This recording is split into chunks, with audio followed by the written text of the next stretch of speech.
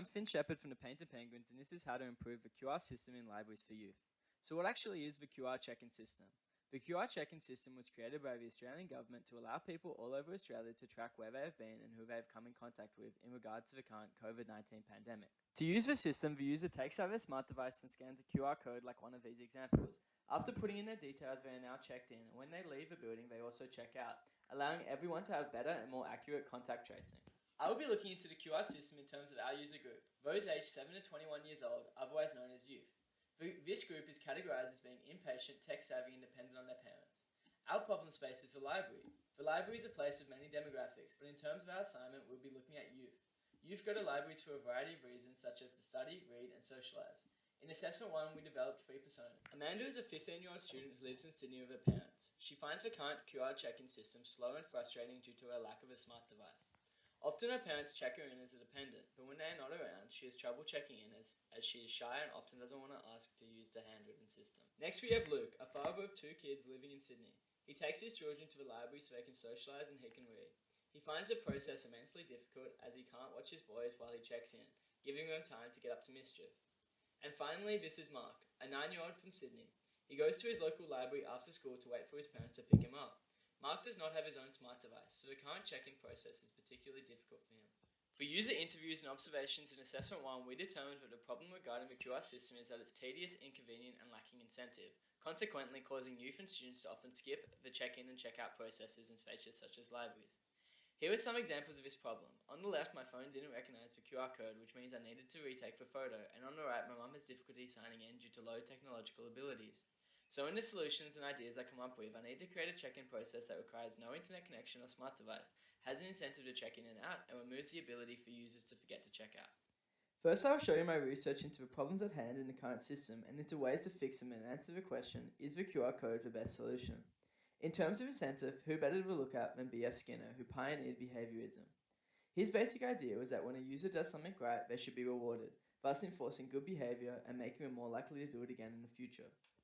I also researched possible technologies that could be used to improve or change the current check-in system. Those that were particularly interesting are listed here. NFC is already used by governments in the transport system, and RFID is already used in libraries to keep track of books, so I thought these would make more sense to continue with. From this point, I conducted 5 interviews, asking questions about the current system, seeing what they liked and what they didn't. Here are the summaries for each question. People think the QR system is easy to use, however it suffers from a lack of education regarding why we need to do it. The QR codes are often positioned badly and often people forget to check out.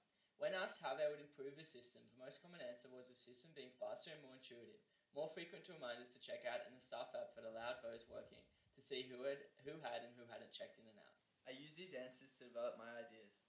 An RFID card that allows for automatic check-in, eliminating the need of a smart device, internet, and stopping user error of forgetting to check out. A card would be issued to all citizens with a license, and those younger, such as youth, would have this technology integrated into their school cards. The benefits of RFID are that it allows for automatic and autonomous checking in, acting like a robotic assistant. All the user has to do is carry the card and walk through the RFID gates that will be at the entrance and exit of libraries and other public spaces.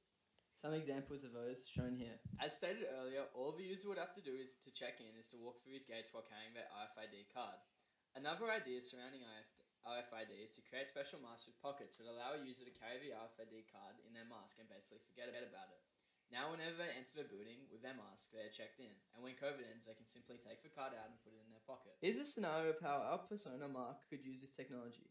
He has put on his mask with his RFID card in it, he enters the library and walks through the gate. The mask talks to the gates and checks him in, turning the gates colour green and playing a small sound for others to hear. He then continues on to the rest of the library. Here's also a video I recorded of my mum testing my idea.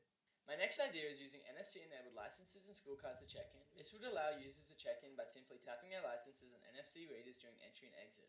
It's a simple and tactile technology that is honestly quite enjoyable to use. It is also implemented all over Australia in our transport system and allows users to carry the NFC card on their phone or physically in their wallet.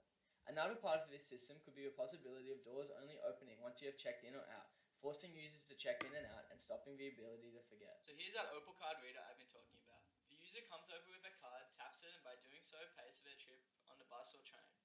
Super simple and cheap idea that is used by a lot of Australians already. Again, here is a scenario of Mark using his technology to check in at the library. He walks to the entrance of the library, taps his card, and the doors are open, allowing him to enter. Two other ideas that could be implemented to improve the current system, as well as both the NFC and RFID ideas, are a staff app which tracks the users who enter, thus allowing staff to see who has actually checked in, with a name and photo of them, as well as telling the staff how many people are in the store to let them quickly see if they have too many people for the one person per 4 square meters rule, and the earlier stated forced check-in doors. This staff app could look something like this. My hypothesis is that by creating a system that will not require a smart device nor have the ability to forget to check in and out due to it either being automatic or being forced, it will lead to 90% of people checking in from the original result of 80%. After I developed these ideas, I performed user testing. Due to the current lockdowns, I performed testing as user interviews into what they thought of my ideas. I had 7 different users between 19 and 65 years of age. For NFC, all 7 people liked my idea and thought it was better than the current system. Some issues brought up were around using other people's cards, for instance to get out of being in close contact. Another issue raised was checking in very young children, those normally classified as dependents. People were glad you could have the card on your phone, or physically.